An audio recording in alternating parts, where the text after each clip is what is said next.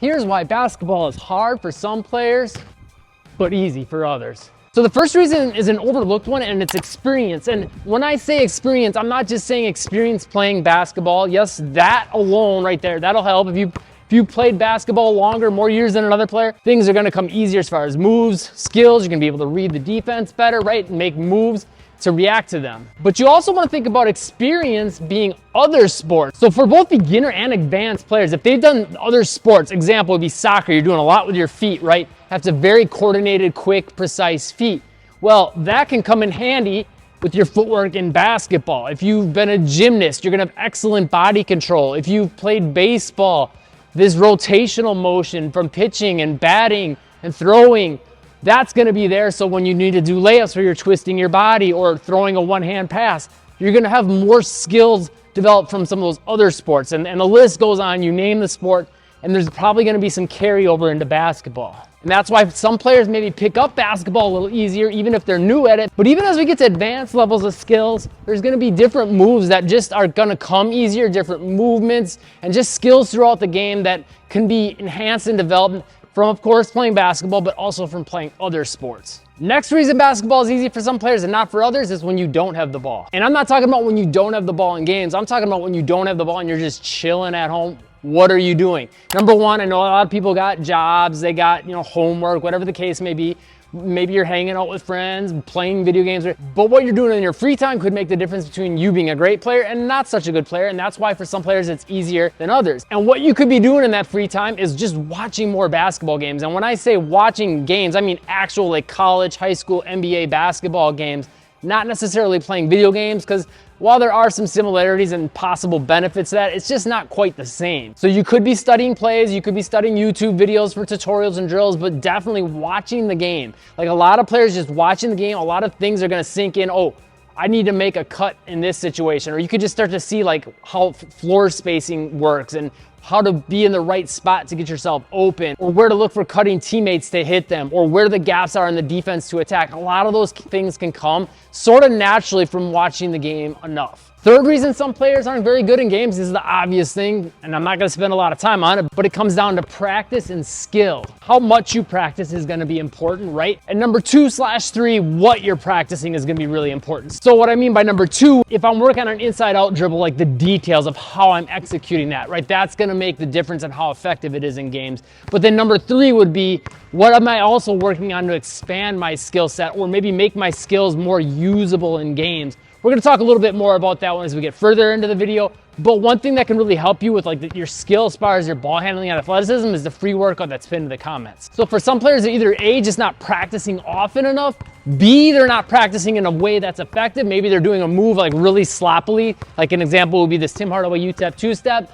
Maybe they're doing it very upright with a bad stance. Hands, positioning is all off, all out of whack, all that kind of stuff. So if those things are off, you're not going to be very effective in games. And then if you just only have one move and that's all you can do, well, that's also going to be a problem. At the end of this video, I'll link you to another video that'll give you specific moves to work on, so you can make sure you're working on moves in a way that's effective, but it also has multiple moves, so you'll have multiple ways to beat defenders and you can expand that skill set. The fourth reason basketball is easy for some players and hard for others comes back to skills and practice, but more specifically, the guidance you're getting with that. So if you got a coach or a trainer, someone giving you guidance and feedback, that can help you accelerate your improvement really fast. And again, the free workout pinned to the comments will help guide you as well. Another reason comes down to your decision making. Are you making smart decisions or are you trying to force plays? Are you making bad decisions? Are you making bad passes? For a lot of players, just those decisions will make them less or more effective on a play, because if you put yourself in a situation where it's really hard to score,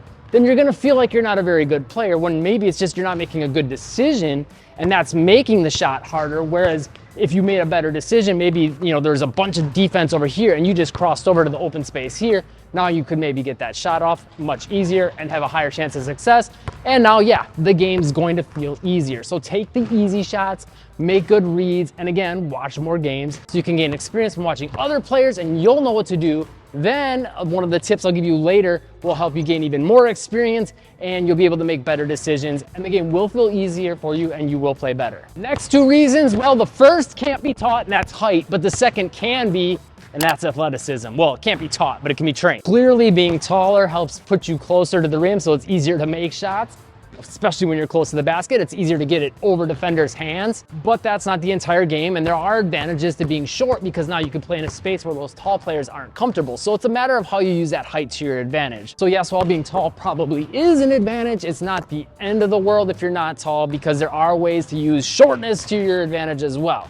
When it comes to athleticism, yeah, being able to get up higher on those layups, maybe being able to dunk, being able to be quicker on your movements with your first step, being agile, having good mobility so you can get into low positions. Those are all parts of athleticism. Again, the free workout pinned in the comments will help you develop all that kind of stuff. But it needs to be developed if you want to be a good player in games, and that's why it's hard for some players and easy for others to play. Next reason is a big one, and it's if you're playing aggressive or are you playing hesitant? If you're playing hesitant, that's going to be a problem. Now, you shouldn't necessarily play rush and just like, no matter what, I'm going to go as fast as I can to the rim.